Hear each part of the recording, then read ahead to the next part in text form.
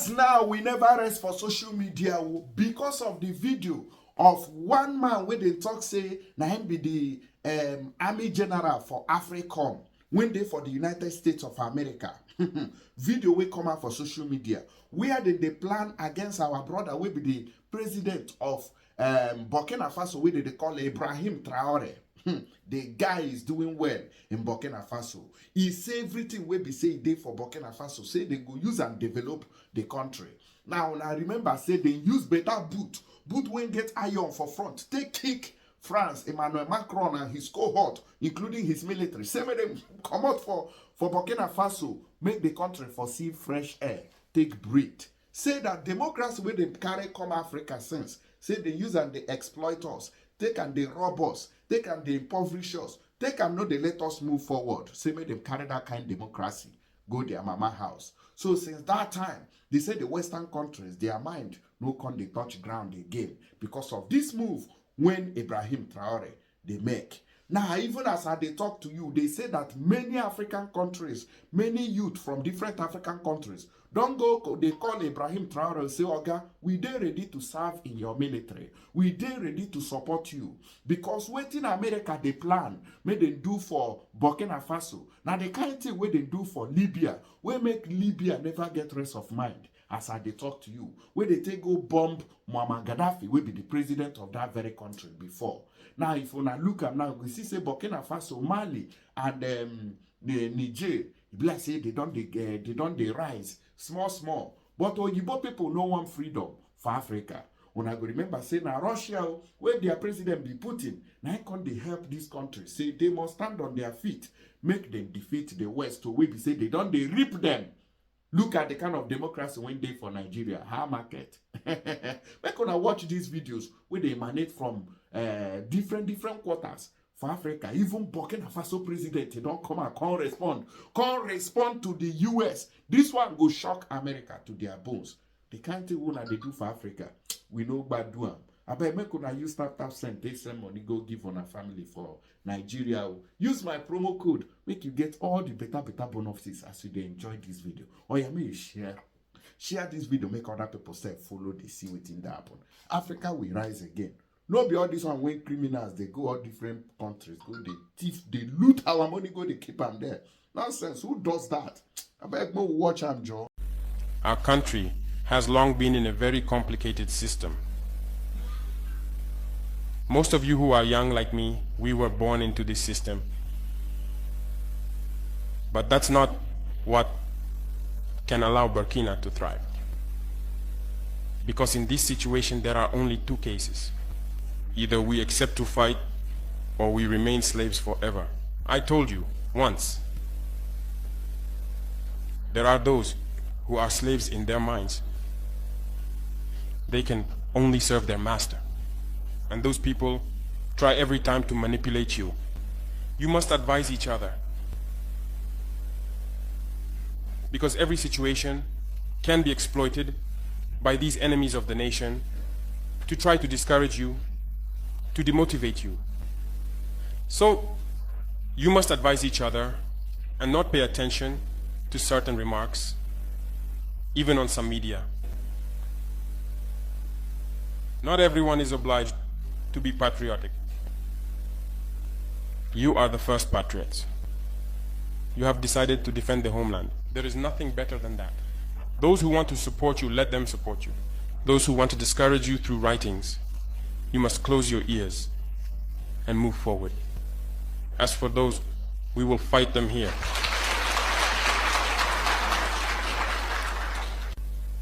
So, we must remember something.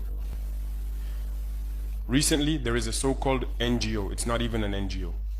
Because NGO stands for non-governmental organization. They are not non-governmental because they are funded by a federal budget, by a state. This so-called NGO produces reports claiming that the FDS and the VDP commit abuses. It went in here, it came out there. It's to tarnish your morale. It's to scare you, to prevent you from being able to fight. No. Moreover, we are going to file a complaint against this NGO because people need to understand something. what is happening to us here. It's true that they have manipulated part of our populations in the Sahel here, but they didn't have that kind of weaponry. What brought such significant weaponry into their ranks? It's Libya. Who destroyed Libya? It's this NGO, the same NGO that made false reports and gave them to those who wanted to create a rebellion so that people would intervene and overthrow Gaddafi. And the powder keg ended up being poured into the Sahel. These millions of lives that have been taken in the Sahel, we must file a complaint against this NGO because it is responsible for these false reports it made to support this thesis of attacking Libya. They have no moral lessons to give us. Look at the world. Let them go defend human rights all over the world first before coming here. We are fortunate to have similar situations. In this world, you voluntarily committed yourselves. There are countries where people are forcibly taken, killed. You leave or you die. Others, even while trying to flee, end up dying. They don't talk about human rights because these people see us as subhumans. They see us as slaves. That's how it is in their minds. They have never changed their mindset, but it's up to us to show them that we are not slaves and we will never accept this state of affairs. So don't be fooled by the stories. They tell to anyone who will listen. You must stay focused on your fight. Stay focused. We know what we are doing. And even now, the VTP commander told me that there is a human rights training session underway for group leaders and their deputies. If we make efforts, we know it's for ourselves. We no longer do things to please someone else. We do it for our homeland. And you are committed to that. Defend your homeland. Do not listen to those individuals. They should not affect your morale. In the history of the world, there have been wars. And during the Second World War, people organized themselves to defend all over the place. But there is a country that could not defend itself, which had to come and take our ancestors to go defend them. And today that same country wants to give us lessons.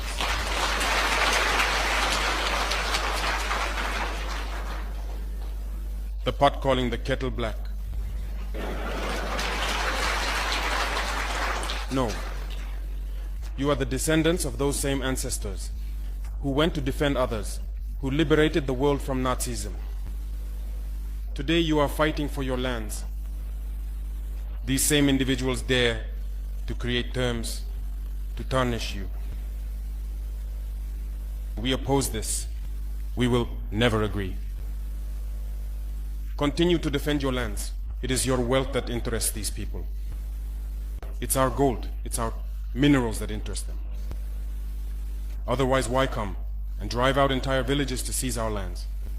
So we will fight and we will reclaim our lands, our wealth. It belongs to us. It's for us. It will benefit us and our children.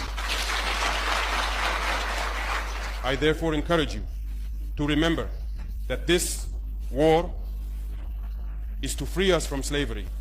It's for our independence. And you must keep your spirits high, stay strong. Never give in to manipulators, to those individuals who no longer understand the notion of homeland, or to those people who come from outside to try to subdue us through their terms they invented and their organizations they created to enslave us. Fight, move forward, do everything you can. Draw, as I said, from your cultural resources, from what you have been shaped by since the village. Draw from it and wage this war.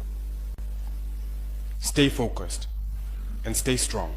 After Captain Ibrahim Traore surviving multiple failed assassination attempts and coup plots, now this young revolutionary leader is facing a new wave of criticism orchestrated from the streets of France, the very nation he has boldly challenged to relinquish its colonial grip on Africa.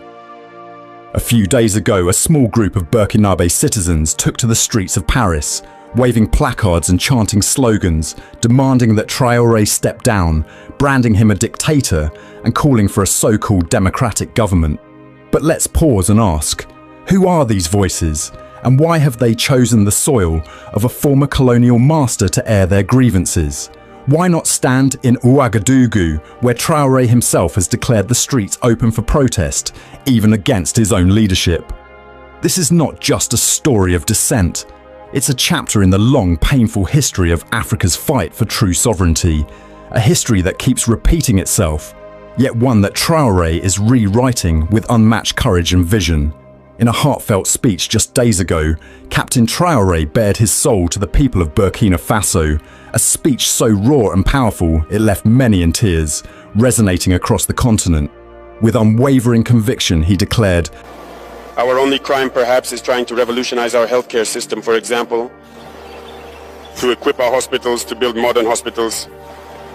Maybe our crime was wanting to revolutionize our educational system, to build schools up to standards, to change our curricula. Our crime might be having allowed our farmers to have cheaper fertilizer, to plow their fields for free so that we can achieve food self-sufficiency. Or our crime might be wanting to build road and rail infrastructures so that our people can move around. In short, everything we try to do, I think some have always tried. Unfortunately, the Salan slaves, the Africans who blindly followed the imperialists, have tried to discourage us. There is no reason to be demotivated, because history has always proven us right, and history will continue to prove us right. Today, so many things grow on our soil. When we initially announced that we wanted to embark on this agriculture, they thought we were crazy. They said it wouldn't work. Today our cocoa is doing very well. Sunflower is thriving in Burkina, our wheat is doing very well. In short, these words are not just rhetoric. They are a battle cry for a Burkina Faso that dares to dream of independence, prosperity, and dignity. They are the words of a man who knows the weight of history, who understands that the path he treads is fraught with peril, yet refuses to bow. Let's be clear, Captain Ibrahim Traore is no stranger to danger. Since seizing power in a coup in September 2022, ousting the interim president Paul-Henri Damiba, Traore has faced a barrage of threats, assassination plots, coup attempts, and now this peculiar protest in France. Posts circulating on X claim he has survived no fewer than 18 assassination attempts in just over 2 years, a figure that, while unverified, speaks to the relentless pressure he endures. These threats come not only from within Burkina Faso, where factions of the military and disgruntled elites chafe at his reforms, but also from external forces, those who feel humiliated by this young leader's audacity to expel foreign troops and demand control over his nation's resources. France, in particular, has been a focal point of Traore's ire. Under his leadership, Burkina Faso has severed military ties with its former colonial power, expelling French troops and diplomats accused of meddling in the country's affairs. In January 2023, crowds in Ouagadougou waved Russian flags and held signs reading, "France's army, get out," a clear signal of the shifting tides in Burkina Faso's geopolitics. The protest in Paris, though small, raises troubling questions. Why would Burkinabe citizens travel thousands of miles to demonstrate in France, a nation that has long been accused of manipulating its former colonies through economic control, military presence, and political interference?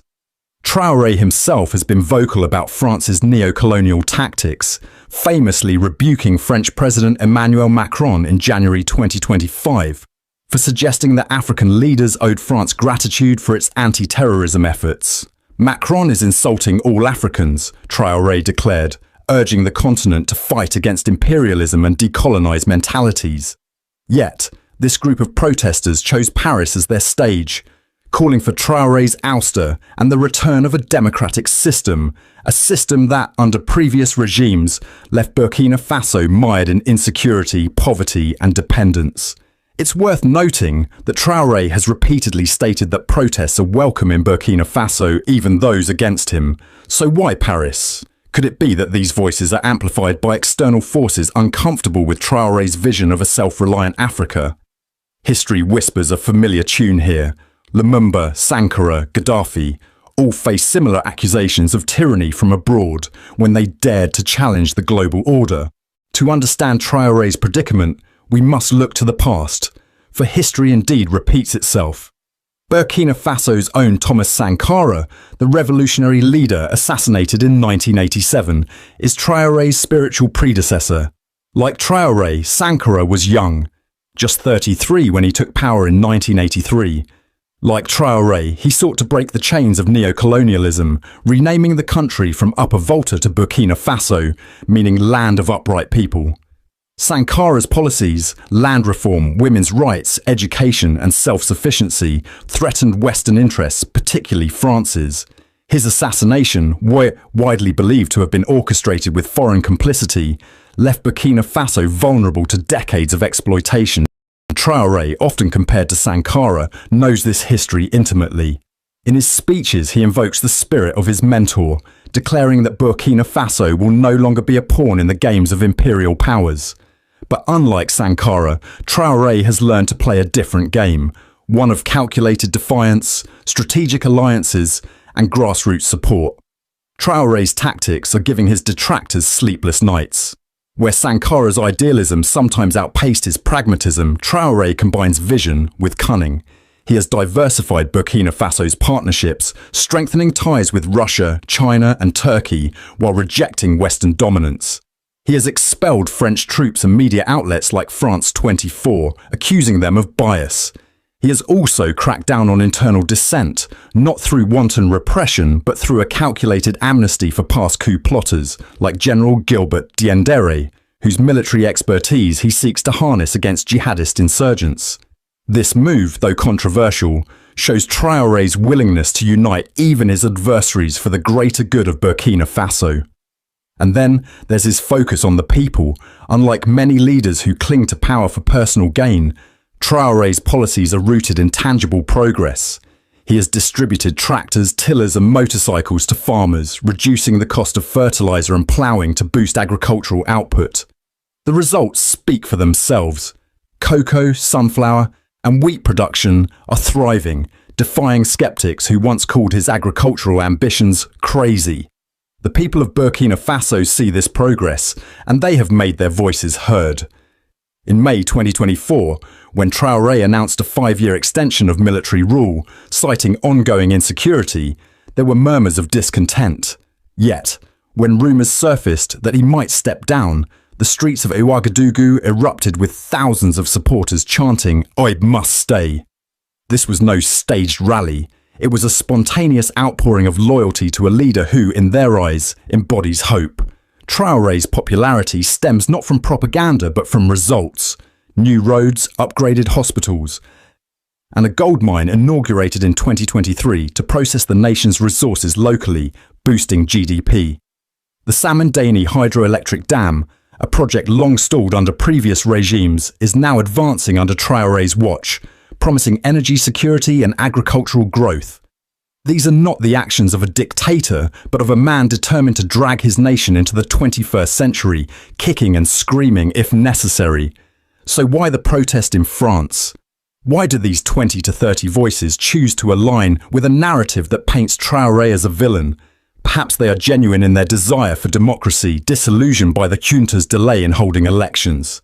Burkina Faso's transition to civilian rule was initially set for July 2024. But Traore has pushed it back to 2029, arguing that elections cannot be held while jihadist groups control nearly half the country. Critics accuse him of using insecurity as an excuse to cling to power, a charge that carries weight given the region's history of juntas overstaying their welcome. Yet, Traore's supporters counter that democracy, as practiced under Western-backed regimes, delivered little but chaos and corruption. No country has developed under democracy, Traore boldly stated in April 2025, echoing a sentiment shared by many across Africa who see Western models of governance as ill-suited to the continent's realities. Alternatively, the Paris protest could be a symptom of manipulation, a playbook as old as colonialism itself. France's influence in Africa has waned, with Mali, Niger, and Chad also expelling French forces in recent years. The protesters may be unwitting pawns, their grievances amplified by foreign actors eager to destabilize a leader who threatens their interests. After all, how did such a small group secure the means to travel to Paris, a city where visas and logistics are no small feat for ordinary Burkinabe? And why protest there, when Traore has invited dissent at home? These questions linger, unanswered, casting a shadow over the demonstration's motives. History's echoes are unmistakable. Patrice Lumumba, Congo's fiery independence leader, was toppled and killed in 1961 after refusing to bow to Western demands. Kwame Nkrumah, Ghana's Pan-Africanist icon, was overthrown in 1966 with CIA backing. Muammar Gaddafi, Libya's controversial strongman, met his end in 2011 amid NATO's intervention. Each time the narrative was the same: a leader branded a dictator, a threat to democracy, when their true crime was daring to prioritize their people over foreign interests. Traore is walking this same tightrope, but he's no fool. He knows the fate of his predecessors and has adapted accordingly. His alliances with Russia and China provide a counterweight to Western pressure. His amnesty for coup plotters neutralizes internal threats. And his investment in agriculture and infrastructure ensures that the people, his greatest asset, remain by his side. The protesters in France, whether sincere or swayed, miss the bigger picture. Why not march in Paris to demand an end to France's economic stranglehold on Africa, like the CFA franc that still binds 14 nations to Paris? Why not celebrate Traore's revolution, cheaper fertilizer, thriving crops, new roads, instead of echoing tired calls for a democracy that has failed Burkina Faso before? The answer lies in mindset. As Traore said, the silent slaves, the Africans who blindly follow the imperialists, have tried to discourage us. This is the tragedy of our continent. Too often, we internalize the narratives of our oppressors, turning against those who fight for our freedom. Traore's journey is far from over. The jihadist insurgency, fueled by years of neglect and foreign meddling, remains a formidable challenge. Coup plots continue to simmer, with state media reporting at least 4 thwarted attempts since 2022. And the international community, led by France and its allies, watches closely, ready to pounce on any misstep. Yet, Traore presses on, undeterred. His agricultural reforms have turned skeptics into believers, with Burkina Faso's wheat fields now yielding harvests once thought impossible. His infrastructure projects, roads, rails, dams, are laying the foundation for a nation that can stand on its own. And his defiance of imperialism has inspired a generation, not just in Burkina Faso, but across Africa, where young people see in him a model of what leadership can be.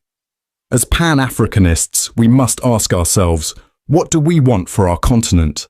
A return to the days of puppet regimes, where leaders answered to Paris or Washington while their people starved? Or a future where men like Traore, flawed but fearless, dare to chart a new course? The protesters in France may call for democracy, but democracy without sovereignty is a hollow promise.